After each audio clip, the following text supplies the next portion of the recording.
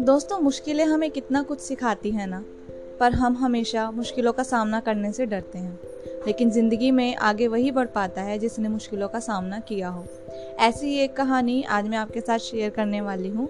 मैं हूँ आपके साथ दीपिका और आप सुन रहे हैं मेरा शो ज़रा सुनो। तो चलिए शुरू करते हैं आज की कहानी, मुश्किलें जीना सिखाती हैं। एक बार की बात है, एक बच्चे ने अपने पिता से महान शब्द का मतलब पूछा। पिता ने कहा ठीक है। पिता ने एक तरकीब सोची। पिता ने 2 पौधे लिए, उसमें से एक पौधा घर के अंदर लगाया और दूसरा घर के बाहर। अब पिता ने अपने बेटे से पूछा कि दोनों पौधे में से कौन सा पौधा ज्यादा सेफ रहेगा।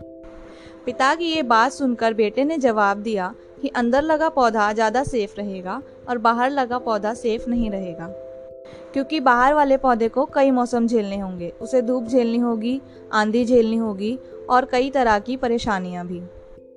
बच्चे की ये बात सुनकर पिता शांत रहे। उसके बाद बेटा पढ़ाई करने के लिए कुछ सालों के लिए बाहर चला जाता है। जब वह वापस आता है तो घर के अंदर का पौधा देखकर बहुत खुश होता है। बच्चा उस पौधे को देखकर अपने पिता से कहता है, मैंने कहा था ना, इस पौधे को कुछ भी नहीं होगा और ये अब भी सुरक्षित है। देखिए पिताजी। उसकी ये बात सुनकर उसके पिता ने उसको बाहर वाला पौधा देखने के लिए कहा।